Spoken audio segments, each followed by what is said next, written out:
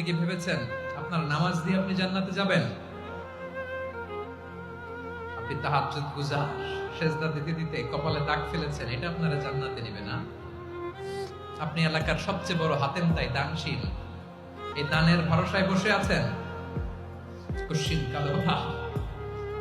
আমাদের নামাজ, আমাদের রোজা, আমাদের ইবাদত, এগুলোকে মিজানের পাল্লায় উঠালে কোনো ওজনই হবে না। তবে আমাদের একটা কৌশল জানা আছে, আমরা আল্লাহর রহমতের ভিখারি।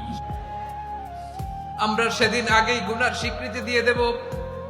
আমরা বলবো, আল্লাহ তুমি প্রশ্ন করার আগে তোমার একটা কথা বলি, আমারে কিছু জিজ্ঞেস করো না, আমি সব করেছি। এমন কোন পাপ নাই যে পাপ আমারে দিয়ে হয় নাই।